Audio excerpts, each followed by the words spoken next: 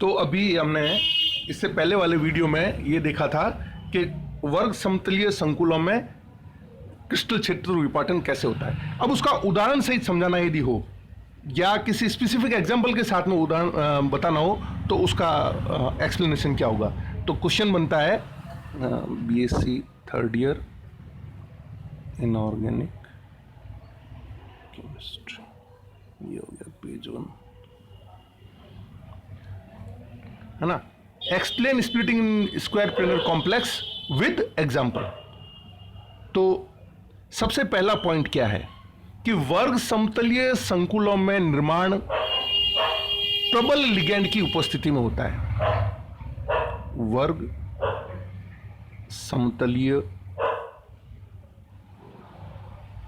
संकुलों में या संकुलों का निर्माण, पहली कंडीशन ए क्या होना चाहिए, प्रबल लिगैंड होगा, तभी प्रबल लिगैंड की उपस्थिति में होता है।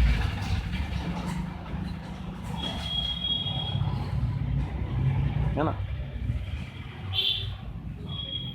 दूसरा, वे धातु परमाणु या आयन जिनका D8 इलेक्ट्रॉनिक कॉन्फ़िगरेशन है, D8 इलेक्ट्रॉनिक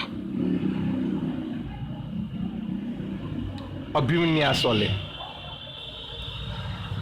उनमें ये देखा गया है। तो इसको हम क्या कह सकते हैं, condition for the formation of square planar complex. Square planar complex बनने के लिए क्या आवश्यक स्थितियां हैं। तो इसका एक एग्जांपल है स्ट्रॉन्ग लिगैंड का साइनाइड CN-। ठीक है। अब देखिए इसको समझिए होता क्या है। तो ये है क्या, अपना हेडिंग क्या है आज का, हेडिंग है कि वर्ग समतलीय संकुलों में क्रिस्टल क्षेत्र विपाटन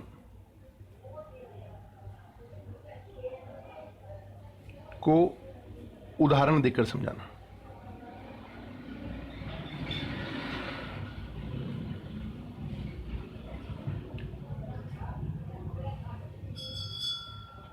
पिछले हमने वीडियो के अंदर आपको स्प्लिटिंग बता दी थी जो इस तरह से थी।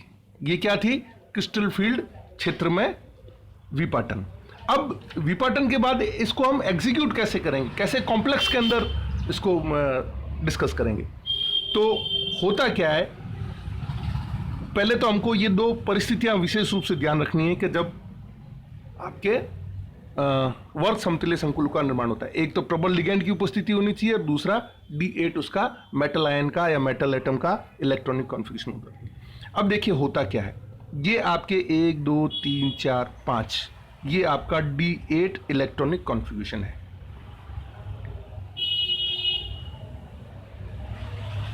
ठीक है। और इसका एग्जांपल है आपके निकल प्लस। ठीक है।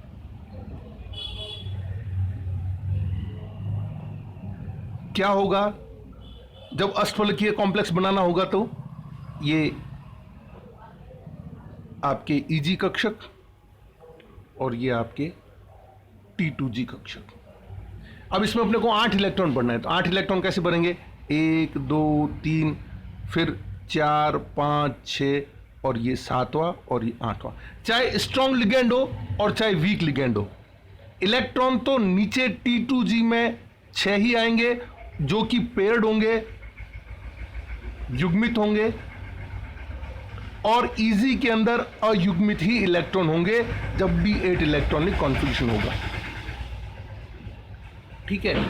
इलेक्ट्रॉन कैसे होंगे, अयुग्मित होगा, चाहे तो आपका स्ट्रॉन्ग लिगैंड हो और चाहे वीक लिगैंड हो। आप पहले इसको 1 2 3 4 5 भर दो, फिर 6 7 8 भरो। ठीक है।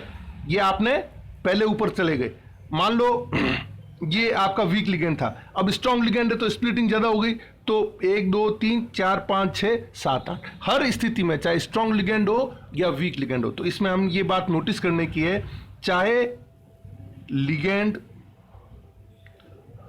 प्रबल हो या दुर्बल, Eg में अयुग्मित इलेक्ट्रॉन होंगे और T2G में अयुग्मित इलेक्ट्रॉन कितने? 2,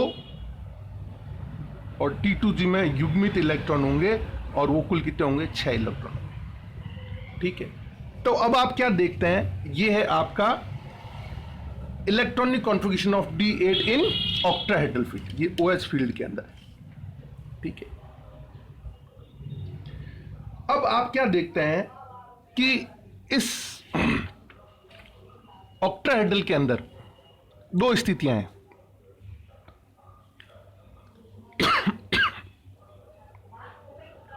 ये आपका मेटल,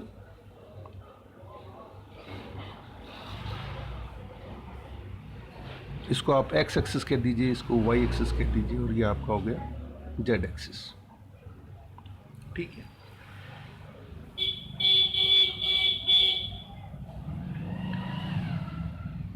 तो जेड एक्सिस पे कितने लिगेंड पहुंच रहे हैं?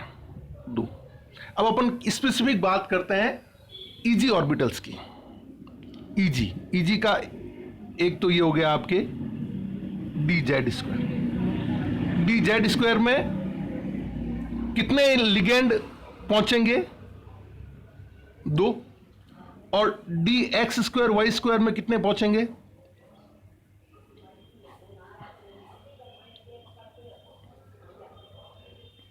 ये आपके एक्स एक्सिस, ये वाई, ये आपका z axis. D z square में तो 2 लिगेंड, और d x square minus y square में कितने लिगेंड पहुंचे? 4 लिगेंड। तो ज्यादा इंटरेक्शन कहां हुआ? यहां 4 वाले में, 2 में कम हुआ। अर्थात जो डी जेड स्क्वायर ऑर्बिटल है,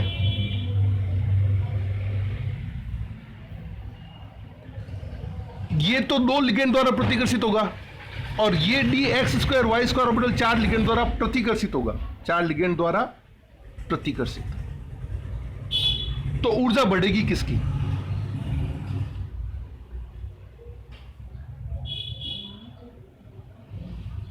तो आप देखते हैं कि इस कारण d x square minus y square की एनर्जी जो है वो बढ़ जाएगी।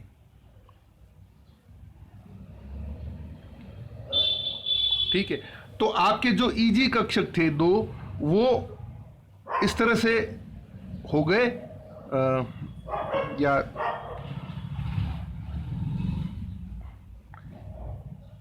ये तो हो गया आपके d x square minus y square, और ये हो गया आपके डी जेड स्क्वायर। ये ईजी कक्षक थे आपके। ठीक है, और इलेक्ट्रॉन इसमें कितने थे? इलेक्ट्रॉन ईजी के अंदर कितने थे? 1 और 1, 2 इलेक्ट्रॉन थे, है ना। ईजी में कितने इलेक्ट्रॉन थे? 2 इलेक्ट्रॉन थे। अब ये हो गया इनके अंदर एनर्जी सेपरेशन। यहां पे एक बहुत महत्वपूर्ण बात आती है कि यदि ये एनर्जी सेपरेशन बहुत ज्यादा है, जो कि कब होता है? जब साइनाइड जैसा प्रबल लिगेंड होगा, तब होगा। तो जो 2 इलेक्ट्रॉन है उनके पास में क्या होगा कि वो बेचारे दोनों ही नीचे ही रह जाएंगे, क्योंकि एनर्जी सेपरेशन ज्यादा हो गया। तो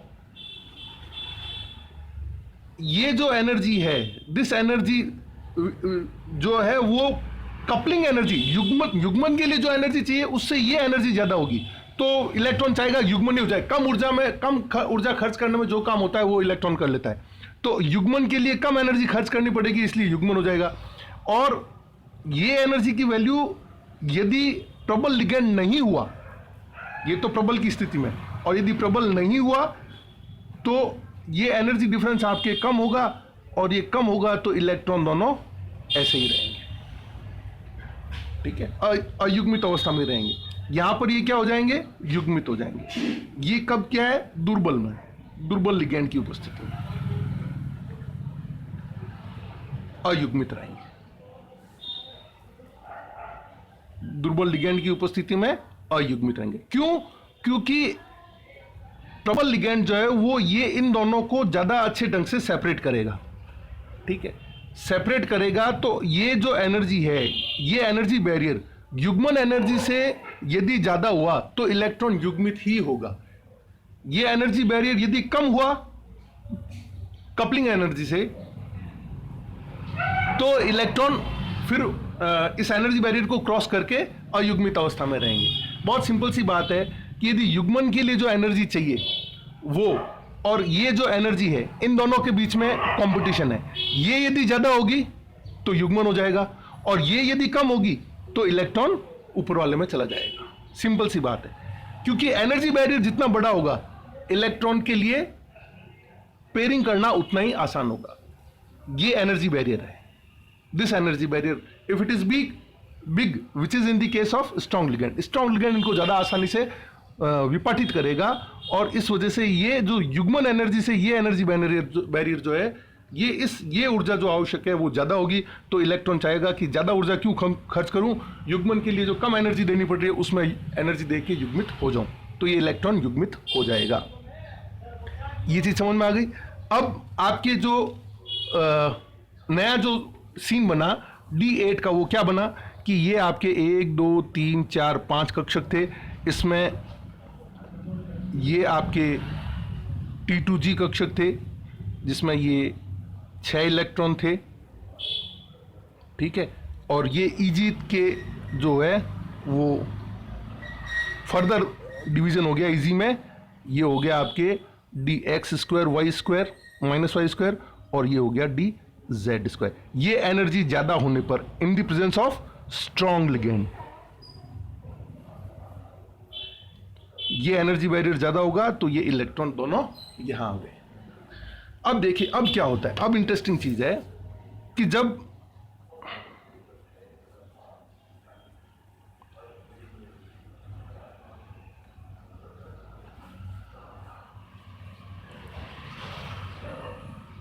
ये दोनों इलेक्ट्रॉन कहां आ गए, दोनों इलेक्ट्रॉन हो गए dz² में, तो जो dx² y² है वो क्या हो गया आपके खाली,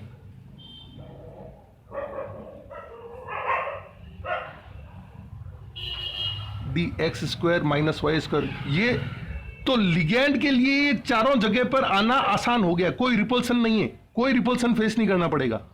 जबकि dz² पे उसको इन यहां पे जो भी लिगेंड आएगा उसको प्रतिकर्षण मिलेगा। किससे मिलेगा, dz² के 2 इलेक्ट्रॉन से, और यहां पे dx² माइनस y² खाली है, तो 4 लिगेंड आसानी से कहां आ जाएंगे, 4 कोनों पर आ जाएंगे। 4 कोनों पर आकर क्या बना देंगे, 4 आकर बॉन्ड बना देंगे। 4 कोनों पर आकर आपके 4 बॉन्ड बन गए, और इस प्रकार आपके स्क्वायर प्लेनर कॉम्प्लेक्स बन जाएगा। जबकि यहां पर dz² जो यहां पर लिगेंड को आने नहीं देगा। dz² ऑर्बिटल के जो 2 इलेक्ट्रॉन हो, वो 2 इलेक्ट्रॉन नए लिगेंडों को, 2 नए लिगेंड्स को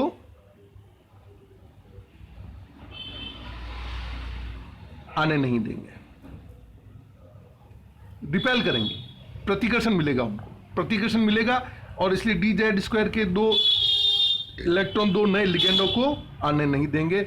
और इस प्रकार मजबूरी में बनाना क्या चाह रहा था, अष्टफलकीय कॉम्प्लेक्स, लेकिन बनेगा क्या, ये आपके वर्ग समतलीय संकुल का निर्माण होगा।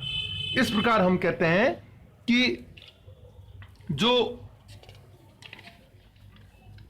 वर्ग समतुल्य कॉम्प्लेक्स है वो हकीकत में तो बनना नहीं चाहते, ठीक है, वर्ग समतुल्य संकुल नहीं बनना चाहते हैं, ये मजबूरी में बनते हैं। तो हम क्या कहेंगे कि अष्टफलकीय संकुल बनाने के असफल प्रयास में अष्टफलकीय संकुल बनाने के असफल प्रयास में वर्ग समतलीय संकुल बनते हैं। क्वेश्चन आता है इसके ऊपर, इस कथन को स्पष्ट करो। तो कथन स्पष्ट क्या है? अपन ने अभी तक जो कुछ भी देखा वो सारा कथन स्पष्ट है कि भाई जो पहली बात तो वर्ग समतल संकुल का निर्माण कब होगा? जब प्रबल लिगैंड होगा, साइनाइड जैसा D8 होगा तब होगा। D8 में क्या होगा? Eg के अंदर 2 अयुग्मित इलेक्ट्रॉन होंगे और T2G में 6 इलेक्ट्रॉन होंगे। ठीक है, इसके बाद में अपन ने क्या देखा कि जो DZ² है उसमें लिगैंड कितने 2 लिगैंड द्वारा प्रतिकर्षित हो रहा है, और DX²Y² जो Eg के अंदर जो ये 2 कक्षक हैं DZ² और DX²Y², इनमें हम कंपैरिजन स्टडी करते हैं तो हम क्या देखते हैं कि DZ² में तो 2 ही लिगैंड द्वारा प्रतिकर्षित हो रहा है, जबकि ये 4 लिगैंड द्वारा प्रतिकर्षित हो रहा है। ठीक है, तो ऐसा होने की वजह से DX²Y² की एनर्जी बढ़ जाएगी और DZ² की कम हो जाएगी। लेकिन ये होगा कब? ये स्ट्रॉन्ग लिगैंड की प्रेजेंस में होगा और इलेक्ट्रॉन युग्मित हो जाएंगे नीचे। क्यों होंगे युग्मित? क्योंकि ये जो 2 इलेक्ट्रॉन आपके थे Eg के अंदर, जो 2 इलेक्ट्रॉन थे, ये Eg के इलेक्ट्रॉन इस एनर्जी बैरियर को, एक इलेक्ट्रॉन आने के बाद दूसरे इलेक्ट्रॉन को वहां जाने के लिए इस एनर्जी बैरियर को क्रॉस करना था। वो एनर्जी बैरियर क्रॉस नहीं कर पाया। क्यों नहीं कर पाया? क्योंकि युग्मन के लिए जो एनर्जी चाहिए थी वो कम थी और इस एनर्जी बैरियर को क्रॉस करने के लिए जो रिक्वायर्ड एनर्जी थी वो ज्यादा थी स्ट्रॉन्ग लिगैंड की प्रेजेंस में। तो इलेक्ट्रॉन नीचे युग्मित हो गया। अब क्या होता है, ये इलेक्ट्रॉन जब Z² में आ गया तो इलेक्ट्रॉन Z² में आ गया, DX²Y² खाली हो गया। खाली हो गए तो ये चारों जगह जो पोजीशन है DX²Y² वाली, वहाँ पे लिगैंड आसानी से आ जाएंगे, उनको कोई प्रतिकर्षण फेस करना पड़ेगा नहीं। जबकि DZ² वाले जो पोजीशंस हैं वहाँ पर लिगैंड जो है वो 2 इलेक्ट्रॉन होने की वजह से रिपेल होंगे और वो वहाँ पे आ नहीं पाएंगे। इसलिए ये मजबूरी में आपका D² प्लेनर कॉम्प्लेक्स बनेगा।